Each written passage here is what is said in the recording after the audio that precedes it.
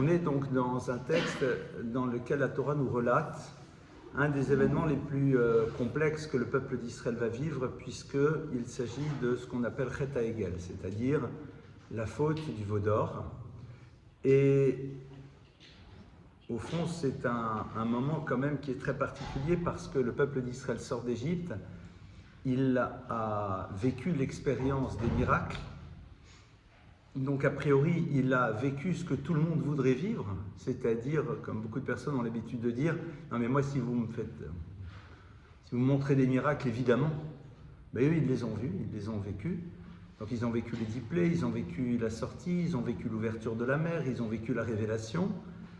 Et puis Moshe est censé descendre au bout de 40 jours, et puis il ne descend pas exactement au bout de 40 jours, dans le sens où il l'attendait peut-être le matin, alors qu'en vérité, ça pouvait être l'après-midi. Et là, brusquement, ça part dans tous les sens. On se retrouve donc avec ce que l'on appelle le Erev Rav, c'est-à-dire les Égyptiens qui se sont convertis à la sortie d'Égypte, qui commencent à remettre tout en cause et qui disent rien ne va plus. Et donc, tout le processus qui va amener au Egel Hazav, c'est-à-dire à la faute du veau d'or, va se mettre en place. Très bien. Ok. Alors évidemment, il faudrait comprendre un petit peu qu'est-ce qui s'est passé dans cette histoire. C'est pas le sujet du cours. Ça serait un long développement. Qu'est-ce qui s'est passé? Qu'est-ce qui a fait que brusquement le clan d'Israël va suivre, en tout cas ne s'opposera pas? Ce qui est sûr, c'est que à ce moment-là, eh bien, Dieu dit, bon, si c'est comme ça, on arrête tout. Si c'est comme ça, on arrête tout, ça ne sert strictement à rien. Et va émerger à ce moment-là un combat, véritablement, que Moshe va livrer contre le Créateur de l'univers, pour essayer malgré tout de protéger le peuple d'Israël, avec des arguments qui sont très surprenants. En premier lieu, puisque Moshe va dire, non mais, quand tu as dit « Anochi Hashem Elokecha, je suis l'Éternel ton Dieu », peut-être qu'il pensait que tu ne parlais qu'à moi. Argument légèrement spécieux, mais qui, on va dire au niveau purement juridique, ça s'entend. Au fond, ça n'a pas été dit au pluriel, alors on peut toujours dire qu'ils auraient compris que ça ne s'adressait qu'à moi. En tout cas, Moshe Rabbeinu va tout tenter. Va tout tenter, et à un moment, il va dire la chose suivante, et donc je lis le texte.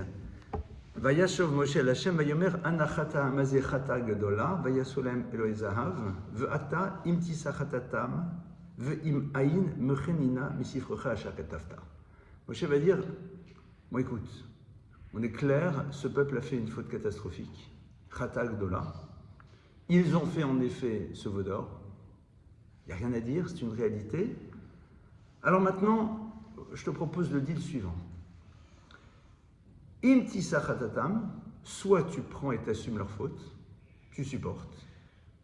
Et sinon, mechenina misifrocha shakatafta, ça ne m'intéresse pas de rester avec toi, efface-moi de tout.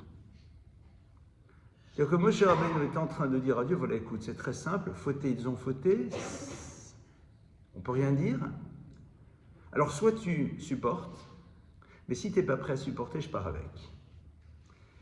Cet argument est quand même extrêmement curieux, puisque si Dieu a décidé qu'ils doivent disparaître, ils disparaîtront, et si Dieu a décidé que l'histoire devrait redémarrer à partir de Moshe, ça redémarrera à partir de Moshe. Donc, qu'est-ce qu'il est en train de leur dire? Et sur place, le Ramban, Nachmanide, que je vais lire dans le texte, va dire la chose suivante. Ou le Fidati, qui Moshe Amar va'ata im tisachatatam b'rachamecha v'imay mechenina tartam misefer hachaim vesbol ani onsham. Moshe dit, écoute, qu'on soit bien clair, soit tu supportes leur faute, et sinon, je préfère moi-même disparaître à leur place, et que je supporte moi leurs sanctions. Et Dieu lui répond, Achote emcha misifri, non, pas du tout. Celui qui a fauté disparaîtra. Velotra, et pas toi, parce que tu n'as pas fauté. C'est-à-dire que Moshe Rabbeinu est là et dit, je veux disparaître à la place du peuple d'Israël. La Gemara va plus loin et va nous dire, Melamet shemasar atzmo le mita alehem, de là nous apprenons qu'il a décidé de mourir à leur place. Et là, brusquement, tout change, et c'est à ce moment-là où Dieu accepte de pardonner au peuple d'Israël, et l'histoire peut recommencer. Qu'est-ce qui s'est passé? Qu'est-ce qui s'est joué dans cet argument que Moshe Rabbeinu apporte pour que brusquement la décision de Dieu change? Alors pour mieux comprendre ce qui s'est joué ici, on va faire, si vous le voulez bien, un détour par rapport à l'histoire de Moshe et de sa caractéristique principale que l'on découvre à l'intérieur du texte de la Torah. Quand vous analysez un petit peu l'histoire de Moshe, vous constaterez quelque chose de très intéressant, c'est que une très grande partie de son existence n'est absolument pas connue. Il y a une très grande partie de l'existence de Moshe dont la Torah ne nous parle pas. La Torah va nous citer quelques événements, très peu, de son histoire. Et il va y avoir un fil rouge qui se dégage et qui va être le révélateur de la singularité de Moshe Rabbeinu. Quel va être, au fond, le premier point qui va émerger lorsque l'on nous parle de son histoire? Le texte nous dit « Vayigdal Moshe vayetze el Echav ». Vayigdal Moshe, Moshe a grandi, vayetze el Echav, et il sort vers ses frères, vayar besivlotam, et il voit l'univers de leur souffrance. Et sur place, en effet, Rashi va nous dire la chose suivante: Moshe qui a grandi comme un prince d'Égypte, qui est dans le palais du Pharaon, qui est intervenu déjà pour son peuple, vu qu'il a réussi à obtenir pour eux un jour de tranquillité qu'il va placer le jour du Shabbat, eh bien le texte nous dit « Vayigdal Moshe », Moshe va grandir, c'est-à-dire il va accéder à un niveau encore supplémentaire à l'intérieur du palais. Il devient véritablement un personnage de tout premier plan, dit le texte, Vayetze el Echav, il sort et il va se confronter à la souffrance de ses frères.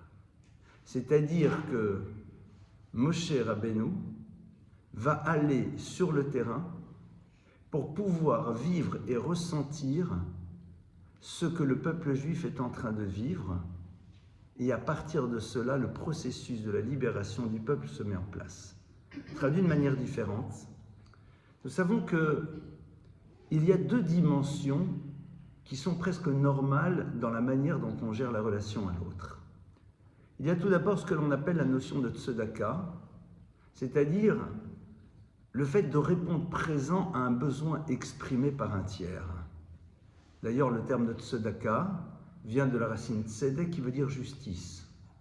Dans la mesure où l'autre est là avec son besoin et que tu as la possibilité d'y répondre, alors au nom de quoi tu n'y réponds pas?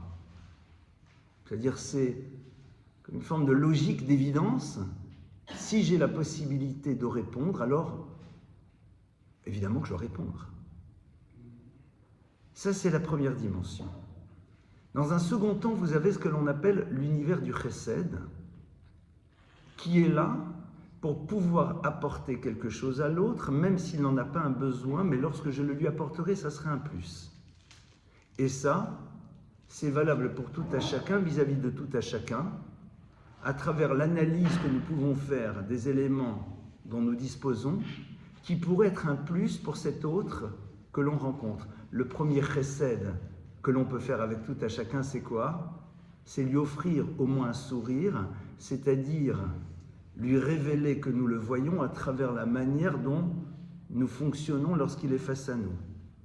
C'est le premier cadeau que l'on puisse faire aux autres, dont ils n'ont pas nécessairement besoin, mais lorsqu'on le leur offre, c'est un véritable plus. Ça, j'ai envie de dire que ça fait partie du b.a.-ba du monde de la relation tel que la Torah le propose. La tzedaka, c'est la réponse à la demande et aux besoins de l'autre dès lors que j'en ai la possibilité. Le chesed, c'est l'interrogation que j'ai sur cet élément que je peux apporter à l'autre, dont il n'a peut-être pas besoin, mais qui sera un plus par rapport à lui. Mais il y a une troisième dimension, et c'est cette troisième dimension qu'on va explorer aujourd'hui, lorsque on nous propose de réfléchir, enfin qu'on va essayer de réfléchir ensemble sur penser à l'autre ou penser l'autre, chaque fois P-E-N, hein, qu'on soit bien clair. C'est vrai que lorsque on oublie parfois de penser à l'autre, on risque d'être obligé de penser l'autre P-A-N, mais ça sera encore un autre sujet. Ça sera encore un autre sujet. En tout état de cause, le troisième niveau, qui va être le plus complexe, mais qui nous introduit dans le sujet qui va être le nôtre, ça va s'appeler Nosé Be'olim Chavero, c'est-à-dire être capable de vivre avec l'autre ce qu'il est en train de vivre, que cela soit dans l'univers du positif ou de la difficulté. C'est-à-dire le choix que l'on va mettre en place d'aller se confronter à l'autre dans ce qu'il est en train de ressentir pour être à minima à ses côtés et lui apporter à travers ne serait-ce que notre désir de vivre avec lui ce qu'il est en train de vivre.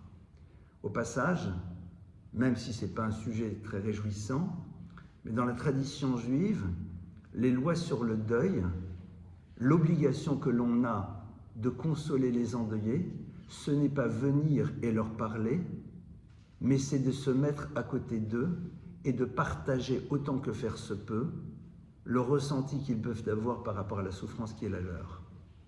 Comme le verset nous le dit, Imcha anochi betsara. Je suis avec toi, betsara, au moment de ta difficulté et ce quelle qu'elle soit.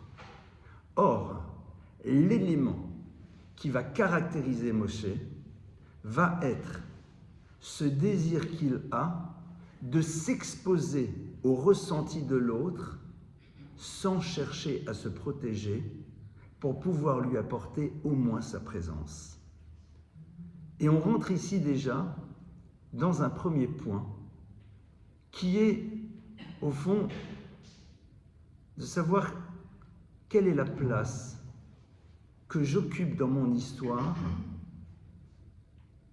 et est-ce que celle-ci me permet de pouvoir partager avec l'autre ce qu'il est en train de ressentir. Traduction. Vous savez que de par notre nature, nous sommes toutes et tous ce que l'on appelle des gens anochiim. Anochiim, la traduction serait, mais ce n'est pas la bonne, mais c'est sans doute la plus proche, des êtres égocentrés.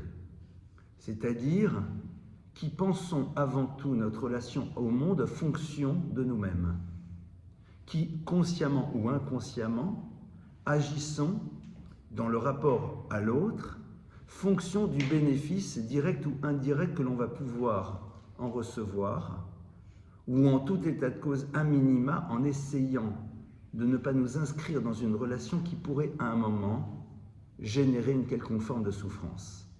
Alors bien sûr, je vais faire la distinction entre la relation qui pourrait générer une souffrance parce que l'autre est un être toxique. Donc là, il s'agit en effet de se protéger face à un désir conscient ou inconscient de l'autre de nous faire du mal. Ça, évidemment, je n'en parle pas. Mais de pénétrer un monde dans lequel je risquerais d'être atteint par ce à quoi je serai confronté. Or, on a tous tendance à être ce que j'appellerais des hypocondriaques de notre confort psychique. C'est-à-dire, nous avons tous tendance à vouloir nous protéger de ce qui peut, à un moment, nous toucher, nous bouleverser, créer chez nous une forme de mal-être, voire même une certaine forme d'anxiété. Moshe Rabbeinu, donc celui qui nous donne un petit peu la direction qui va être celle du peuple juif dans l'histoire, donc celle qui doit être notre direction d'existence à chacune, à chacun d'entre nous, son histoire commence à travers cette confrontation qu'il va avoir avec la souffrance et qui va être à l'origine de la direction qu'il aura du peuple juif. Pourquoi? Vous savez que lorsque Moïse va partir, la Torah nous relate à un moment cette fameuse histoire du buisson ardent. Moshe est dans le désert, il est en train de rattraper un petit mouton qui s'est échappé, et au loin il voit ce fameux buisson qui brûle et qui ne se consume pas. Et le texte nous dit « Vayar Hachem kisar lirot ». Et Dieu voit à ce moment-là que Moshe se détourne pour voir. Et à ce moment-là, il se révèle à lui et lui dit « Voilà ta mission qui est d'aller chez le pharaon et de lui dire, en français dans le texte, « Let my people go », laisse partir mon peuple. » Alors la première lecture évidemment du verset, c'est Dieu voit que Moshe détourne son regard pour regarder cette chose un peu incroyable d'un buisson qui brûle et qui ne se consume pas. Le Midrash nous dit non, c'est pas du tout ça la bonne lecture. Vayar Hachem. Dieu a vu à ce moment-là, c'est-à-dire Dieu se rappelle, si tant est qu'il puisse y avoir une notion de souvenir dans le divin, mais ça c'est un autre sujet, kisar lirot, que Moshe n'a pas eu peur de se détourner du lieu dans lequel il se trouvait pour pouvoir voir ce qui se passait chez ses frères. C'est le souvenir de la capacité qu'il a eue de se désinscrire du monde dans lequel il était, qui était au fond beaucoup plus confortable, et d'aller voir et de se confronter à quelque chose de bouleversant, avec la responsabilité que ça allait créer chez lui. Parce que la confrontation à quelque chose de bouleversant, évidemment, au-delà de ce ressenti que cela crée chez nous, nous interroge sur la responsabilité qui est la nôtre maintenant que nous y sommes confrontés. Et souvent, nous ne voulons pas nous confronter pour ne pas nous trouver face à nos responsabilités.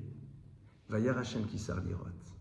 Dieu voit à ce moment-là, c'est-à-dire fait émerger à nouveau cette capacité qu'a eu Moshe de se détourner de l'univers dans lequel il se trouve pour aller voir, se confronter, ressentir, pour pouvoir mieux agir.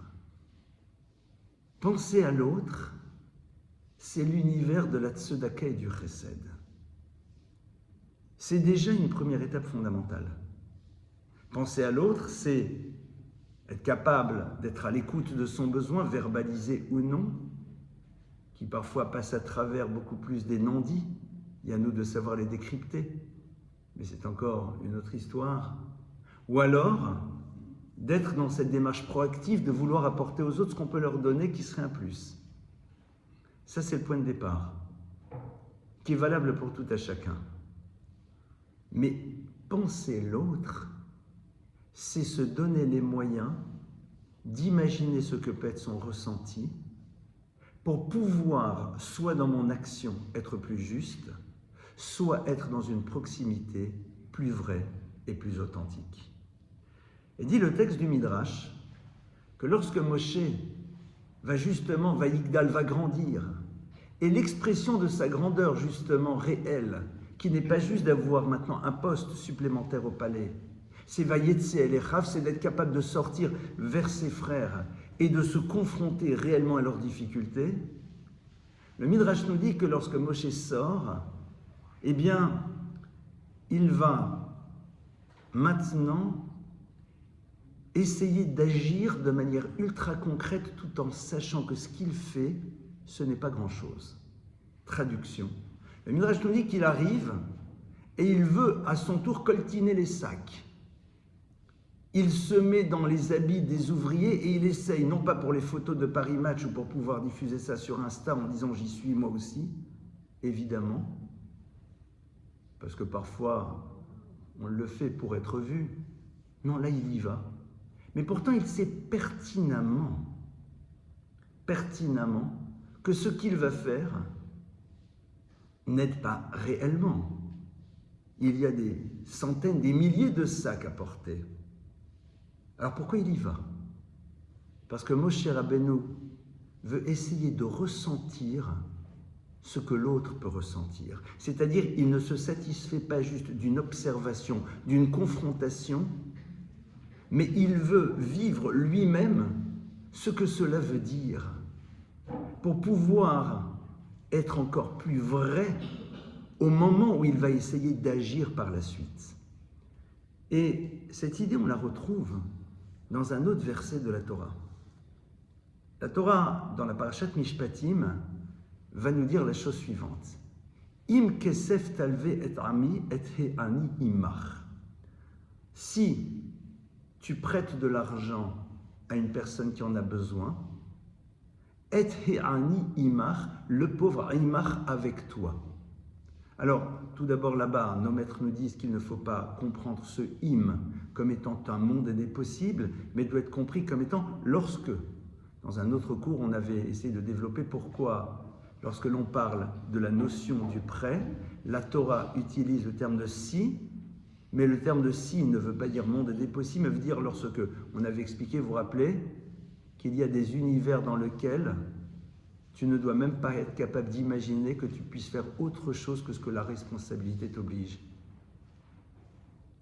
Il n'y a pas de monde des possibles face à la souffrance de l'autre.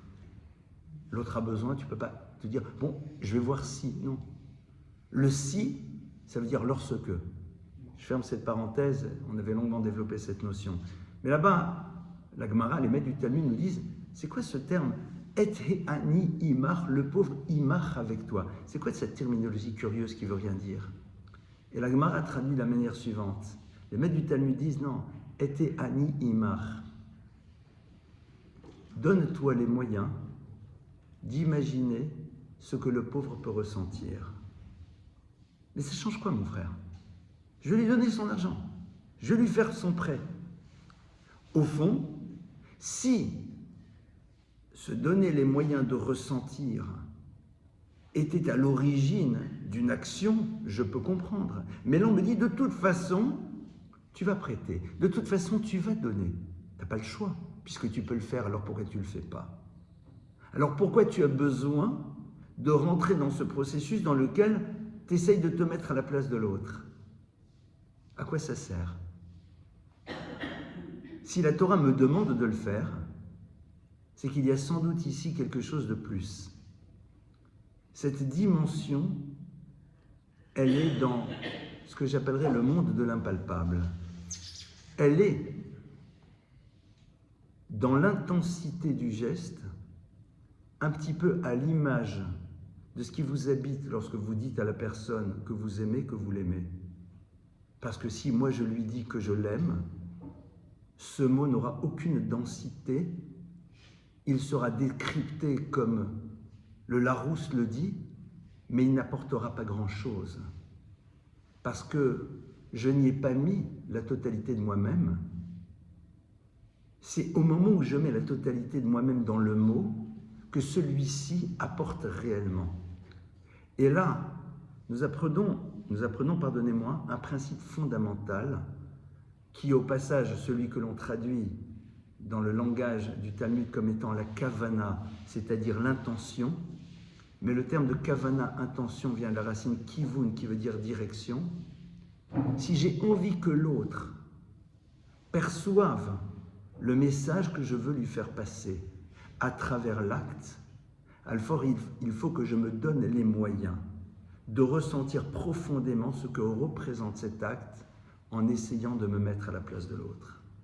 Au moment où je me mets à la place de l'autre, et j'essaie d'imaginer qu'est-ce qu'il peut ressentir, et donc à partir du moment où je vais agir, qu'est-ce qu'il pourra aussi ressentir comme bonheur, de voir que quelqu'un est prêt à répondre à sa demande, à ce moment-là, l'acte va être dans une densité autre qui, au-delà de la dimension purement technique, va nourrir l'autre, et c'est cela que l'on attend de nous.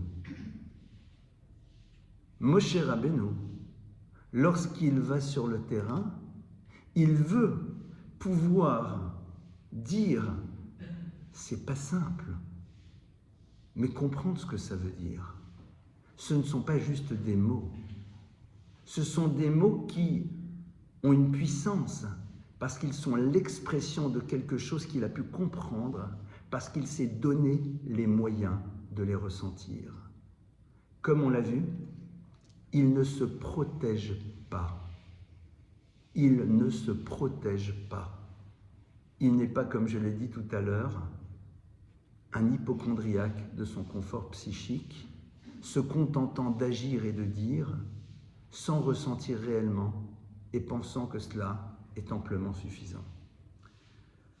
Cette idée-là de se donner les moyens de penser l'autre, on va la retrouver aussi justement tout au long de l'histoire de Moshe, évidemment, puisque c'est ce qu'il va faire lorsqu'il va intervenir pour protéger les filles de Yitro. Vous vous rappelez que Moshe est en fuite, le pharaon veut le tuer, et il voit ces bergères qui sont là en train d'abreuver leurs troupeaux et qui se font un peu malmener par les bergers, parce que les bergers n'aiment pas le père des bergères, et donc c'est leur manière à eux d'exprimer leur désaccord.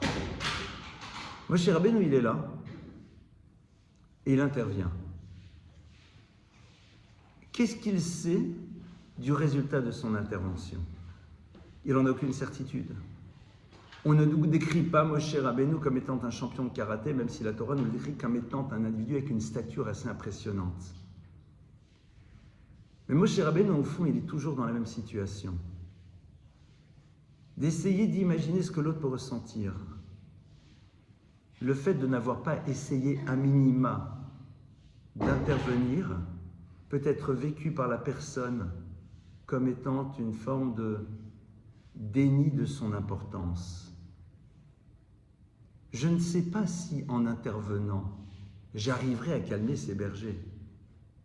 Mais au moins, ces bergères se seront rendues compte qu'elles ont de la valeur et de l'importance parce que quelqu'un n'a pas eu peur de se mettre en danger et de prendre des risques pour essayer de les protéger. Or, on sait très bien que dans la vie, voir quelqu'un qui essaye, même s'il ne réussit pas, nous nourrit parce qu'au moins il a révélé l'importance qui était la nôtre à travers l'effort qu'il a voulu faire, même si celui-ci ne s'est pas couronné de succès. On le voit parfaitement. Sur des choses toutes bêtes, toutes simples. De cet enfant qui veut offrir un cadeau à son papa ou à sa maman avec ses 2,50 € et qui va arriver à un résultat qui est bof-bof. Et parfois même, il n'y aura pas de résultat. Qu'est-ce qui va nourrir le parent, au fond?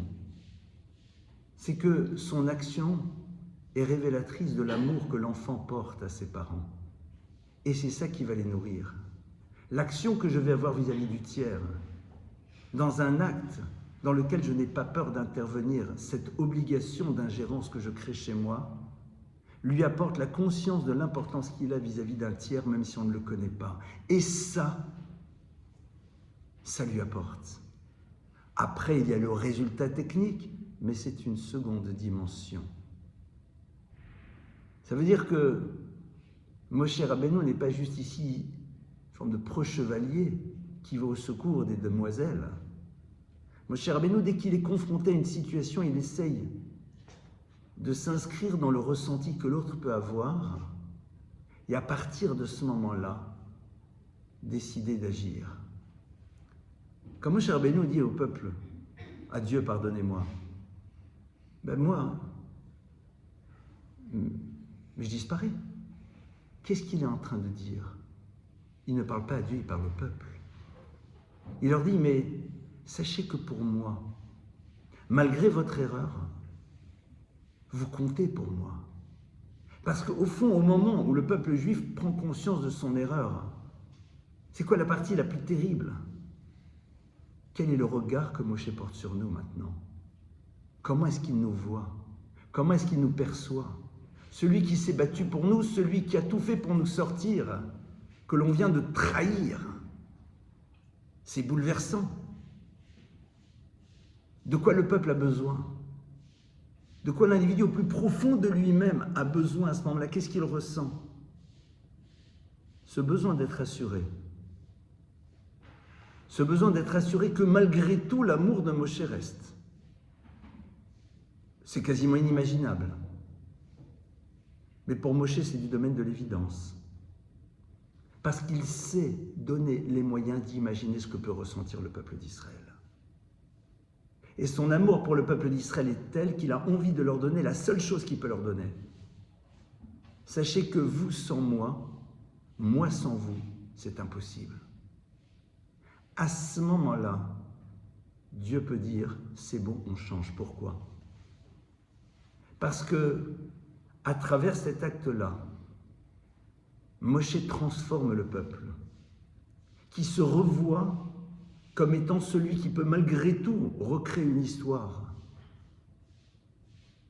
Dans la mesure où il se voit pouvoir recréer une histoire de par le regard que Moshe porte sur lui, alors cette histoire devient un monde des possibles, et donc c'est la raison pour laquelle le pardon peut arriver. Il y a une Gemara, un texte du Talmud dans le traité de Brachot qui dit la chose suivante. La Gemara dans Brachot nous dit, lorsqu'une personne qui possède un verger découvre qu'elle a un arbre qui commence à avoir des signes de faiblesse. Vous allez me dire que c'est dans le domaine du possible. C'est dans le domaine du possible. Les arbres peuvent à un moment avoir des signes de faiblesse. Il a un verger. Bon alors, il y a 150 arbres dans le verger, il y en a un, c'est un peu borderline. Dit la Gemara, disent les maîtres du Talmud, qu'est-ce qu'il fait?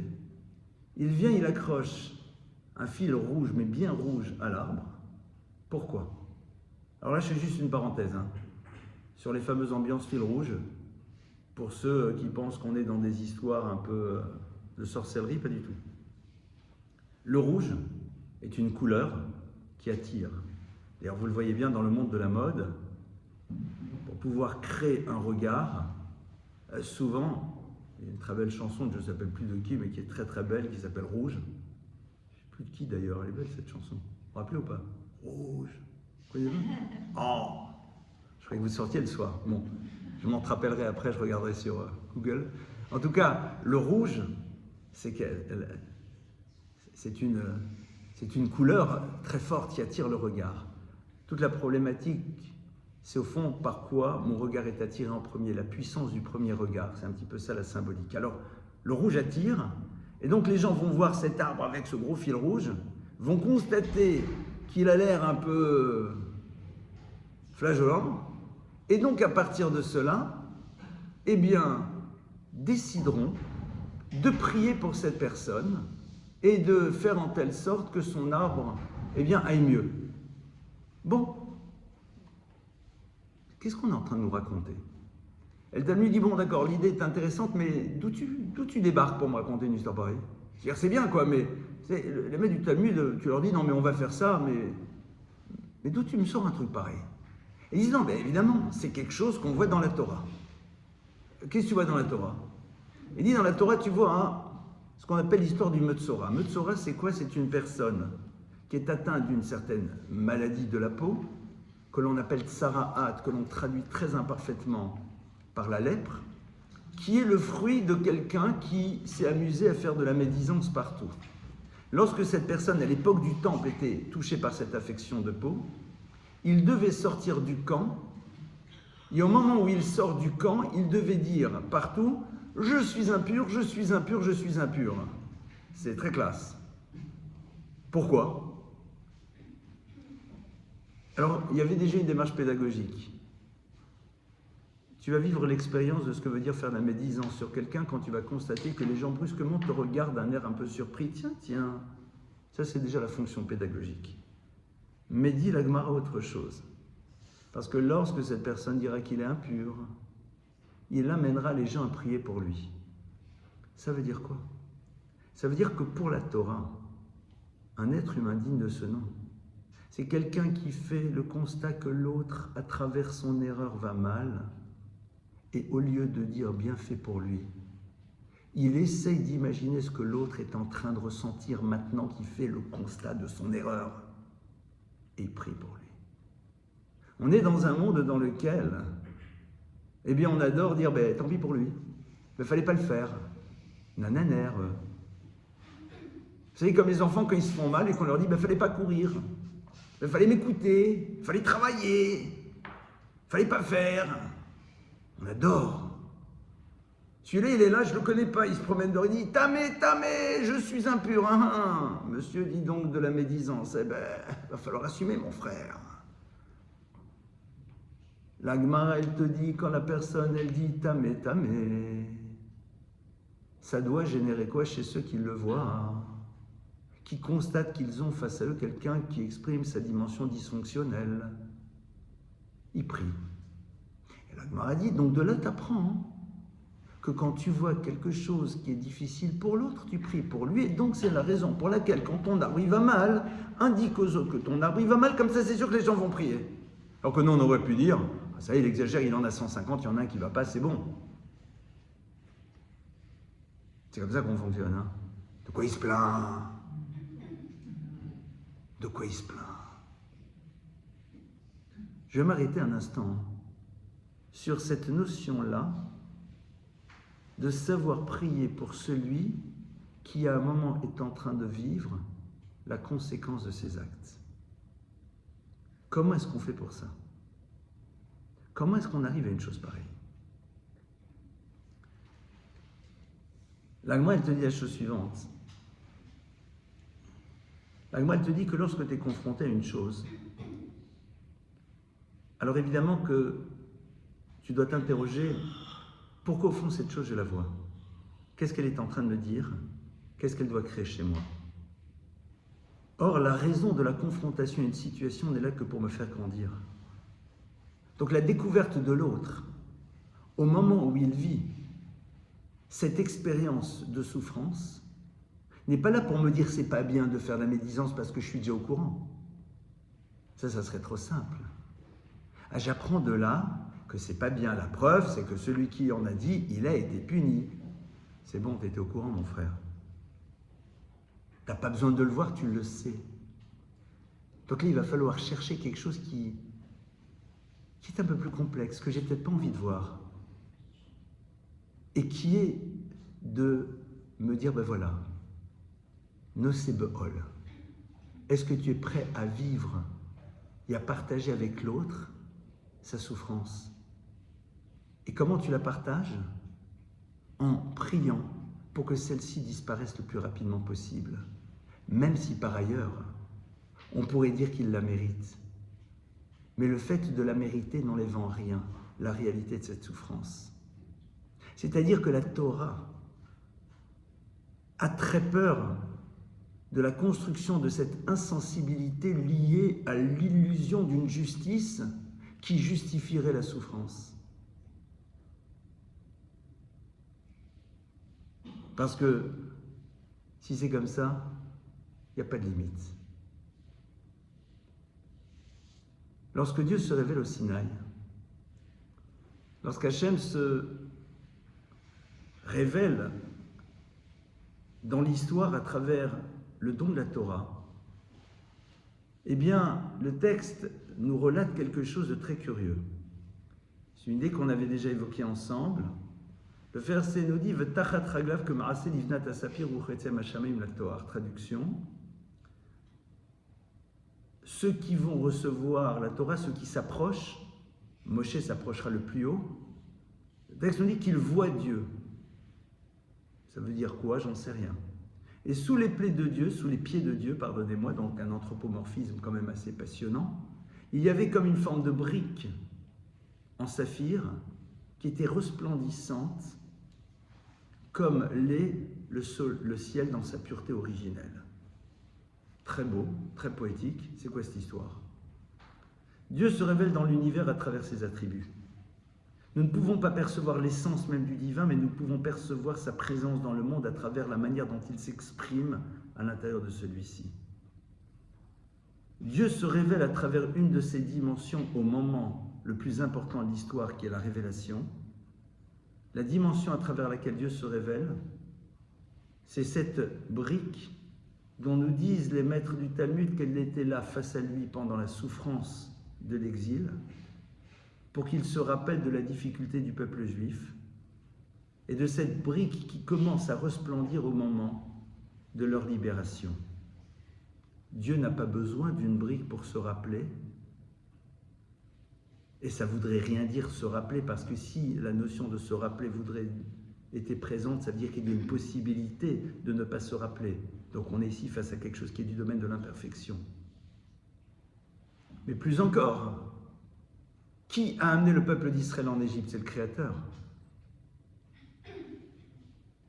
Le fait que le peuple d'Israël doive passer par l'expérience de l'Égypte est une forme de nécessité par rapport à sa construction identitaire, n'enlève en rien le fait que je ne me donne pas les moyens de ressentir la difficulté qu'ils sont en train de vivre.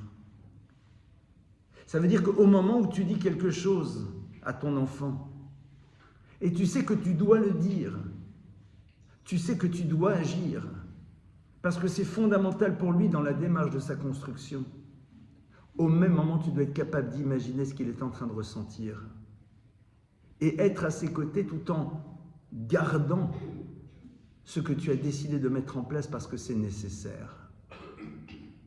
Être capable de ressentir ce que l'autre vit alors que je suis à l'origine de ce qu'il est en train de vivre. C'est ce qui fera la différence dans la vie entre un bon médecin et celui qui pense être un bon médecin. C'est qu'est-ce qu'il ressent au moment où il fait, même s'il sait qu'à ce moment-là, l'autre souffre. Comment il le vit intérieurement. Qu'est-ce qu'il ressent à l'intérieur de lui-même. Nous sommes dans un monde dans lequel on nous demande de travailler sur notre insensibilité. Nous sommes dans un univers dans lequel notre sensibilité est à géométrie variable, alors qu'elle doit être présente de manière constante dans notre vie. Moshe Rabbeinu donc, il est celui qui va avoir cette particularité que Dieu révèle au moment où le peuple juif est en train de sortir d'Égypte et de recevoir la Torah. Les maîtres du Talmud, dans les traités de Pirkei Avot, vont nous dire que parmi les éléments nécessaires à l'individu pour pouvoir accéder au savoir, il y a cette capacité de ressentir ce que l'autre est en train de vivre, nosé be'ol. Alors là, par contre, on a une question. En quoi le fait que je sois capable de ressentir ce que l'autre est en train de vivre, que j'essaie non plus maintenant de penser à l'autre, mais de penser l'autre, en quoi cela me permet d'accéder au savoir et à la connaissance? Et ici, il y a une idée qui est absolument fondamentale. On ne peut pas accéder au savoir si on n'est pas à l'écoute d'une autre pensée que la nôtre. Accéder au savoir, c'est se confronter à la lecture que l'autre a du même sujet pour pouvoir élaborer ensemble à un moment quelque chose qui est du domaine de la vérité. Quelqu'un qui a pris l'habitude de ressentir ce que l'autre peut vivre est totalement prêt à être à l'écoute de ce que l'autre exprime.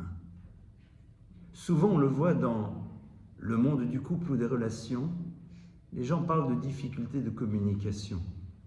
On n'arrive pas à communiquer. Alors souvent, on dit aux gens, non mais vous parlez. Oui, non mais on ne communique pas.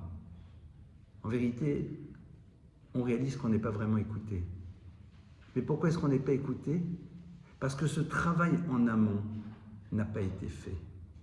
Lorsque l'on n'arrive pas à se donner les moyens de ressentir ce que l'autre peut vivre, pour pouvoir être plus vrai au moment des mots que l'on va prononcer par rapport à lui, ou d'être plus agissant vis-à-vis de lui, alors lorsque l'autre nous parle, si on n'a pas réussi à faire cela, il a réellement l'impression que nous n'arrivons pas à être à son écoute, parce que nous ne savons pas à un moment nous mettre véritablement dans l'écoute de l'autre en mettant de côté totalement ce que nous sommes nous. Ce n'est pas pour rien que Moshe, qui est le prototype même de celui qui était capable de faire cela, sa qualité première c'est quoi? C'est la anava, c'est la modestie. C'est-à-dire quelqu'un qui ne fait pas et qui ne met pas au centre de son existence le je et le moi. Ce n'est pas quelque chose qui pour lui représente quoi que ce soit.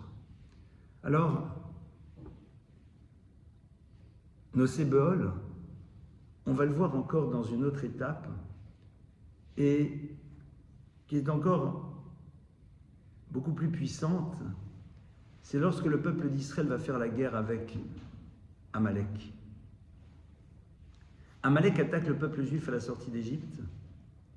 Nos maîtres disent, Amalek, c'est celui qui a envie de casser le mythe d'invincibilité du peuple d'Israël, ce, quelles que soient les conséquences pour lui. C'est l'expression véritablement de la haine. Parce qu'au fond, il sait très bien qu'il ne remportera pas la victoire, mais il veut juste amoindrir l'impact qu'a le peuple juif dans l'histoire. C'est ça Amalek. Et le texte nous dit que Moshe sort et s'assoit sur une pierre et prie. Et nos maîtres de poser la question, et Moshe n'avait-il pas la possibilité d'avoir une chaise quelconque pour pouvoir s'asseoir et mieux prier? Et nos maîtres de répondre que Moshe veut se donner les moyens de ressentir ce que le peuple est en train de vivre à travers sa bataille, même s'il sait pertinemment qu'il n'arrivera pas à percevoir cela jusqu'au bout. En deux mots, Moshe Rabbeinu ne s'imagine pas être dans une quelconque forme de confort alors qu'il a face à lui quelqu'un qui est dans l'inconfort. Ça devient pour lui quelque chose qui est du domaine de l'impossible. Et on arrive ici à quelque chose qui va encore plus loin. C'est que comment pouvons-nous imaginer un quotidien serein alors que nous savons que l'autre est en train de vivre quelque chose de difficile? C'est pas possible. C'est-à-dire que il y a quelque chose qui est du domaine de l'impossible. Pour Moshe Rabbeinu, s'inscrire dans un confort alors qu'il sait que son peuple vit quelque chose de totalement inconfortable est quelque chose qui n'est plus dans le domaine du possible. Ce niveau-là, évidemment, si la Torah nous en parle, c'est que c'est quelque chose vers lequel on doit au moins tendre, même si on n'y arrivera peut-être pas.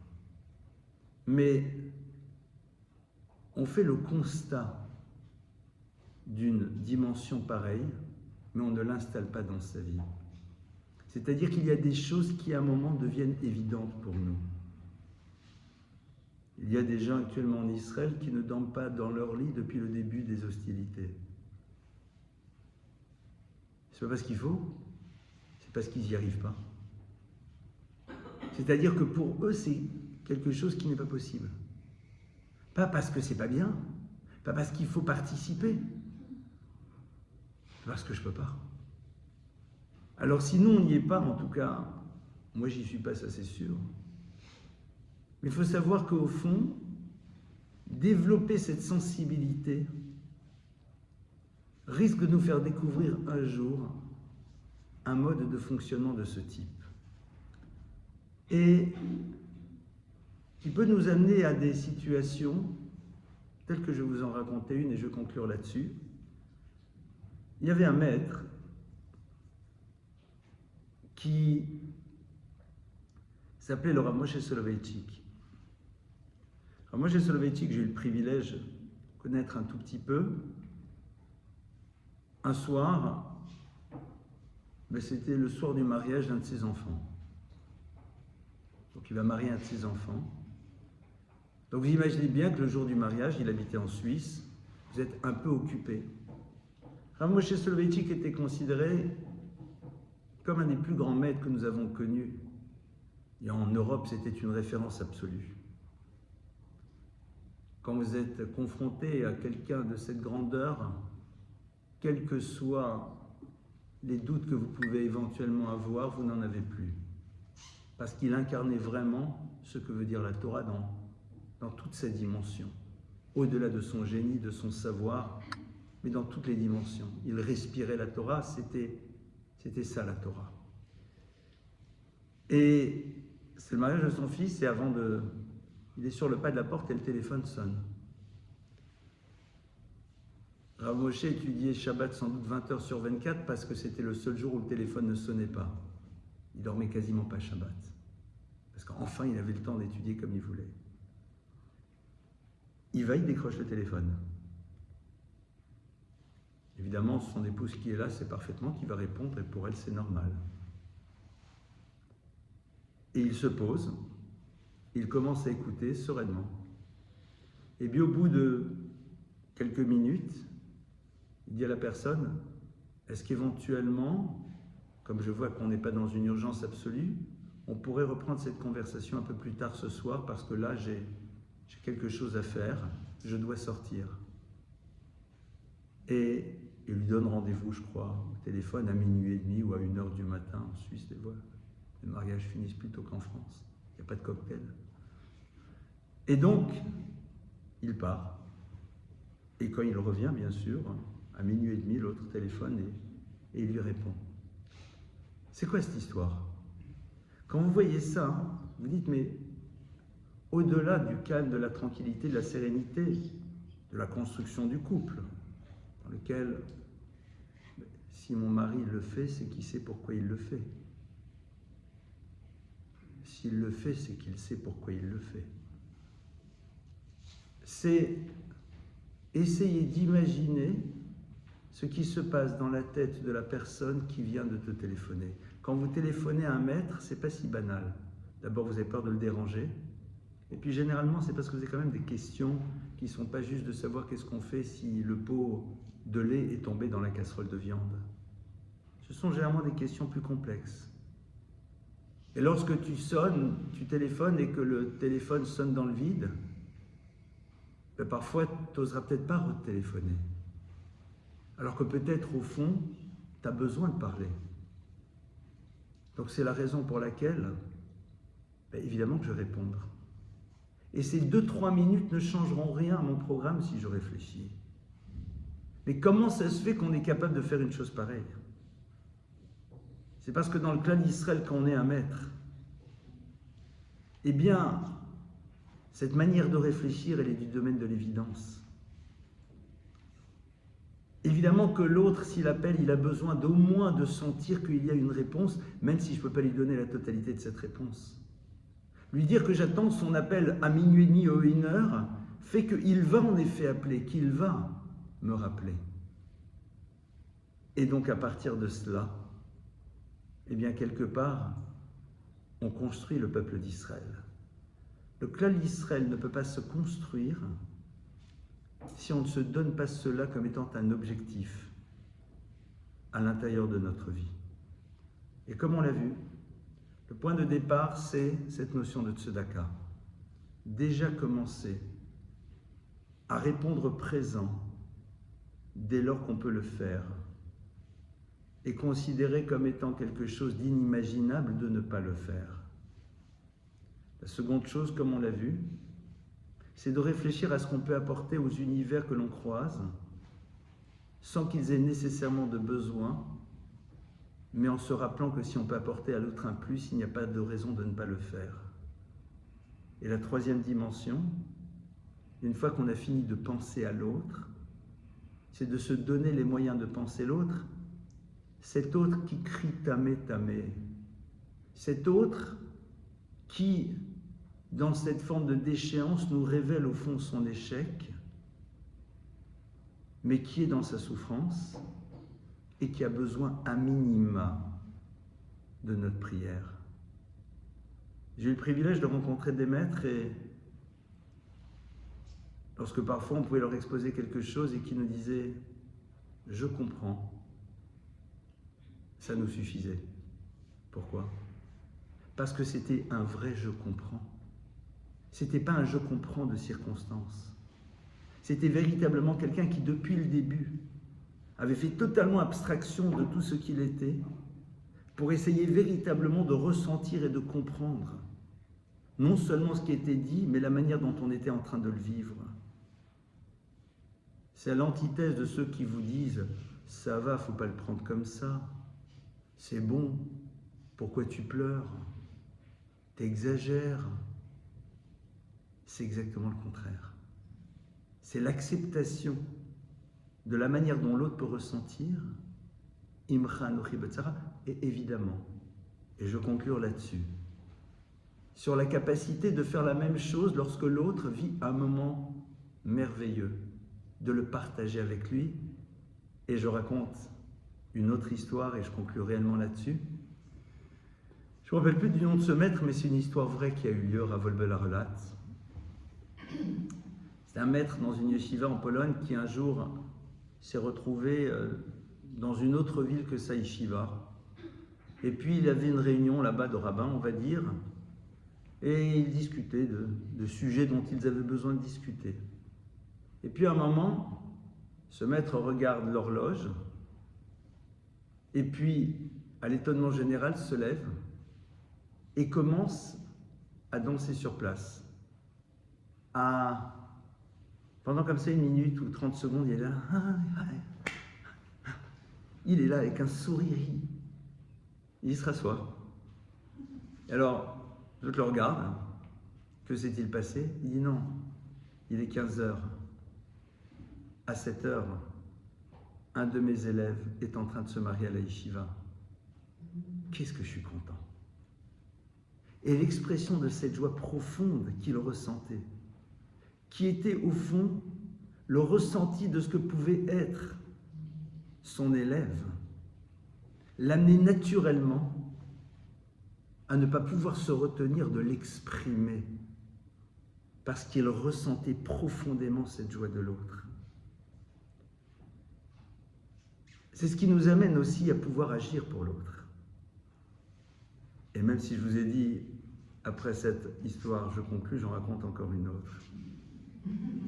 C'est une histoire que rapporte Ravolbe aussi, avec le sabbat Mislobotka. Je crois que c'est avec le sabbat. Un Shabbat, ce maître avait un visage un peu fermé. Et à la fin du Shabbat, les élèves se disent « Mais qu'est-ce qui s'est passé, Rav? Vous aviez un visage, ce Shabbat, un peu fermé. » Il dit « Oui, j'ai appris veille de Shabbat la disparition d'un de nos adversaires les plus farouches. Malheureusement, de ces Juifs qui avaient été manipulés, qui faisaient partie de ces fameuses Yevetska, c'est-à-dire de ces Juifs qui faisaient tout pour supprimer le judaïsme à l'époque du communisme. Il dit, j'ai appris sa disparition. Il dit, comment voulez-vous que je passe un Shabbat tranquille quand je pense à la souffrance de son âme qui est face à la vérité? Je ne peux pas. C'est trop bouleversant. C'est au fond vers ça qu'on doit tendre. C'est ça qui nous donne envie de partager avec l'autre réellement ces moments de joie. Et c'est ça qui nous donne envie de donner à l'autre les moyens de vivre dans toutes les dimensions de son existence quelque chose qui se conjugue au plus que parfait, aussi bien dans le monde de la matérialité que le monde de la spiritualité. Je vous remercie pour votre écoute et à vous les questions.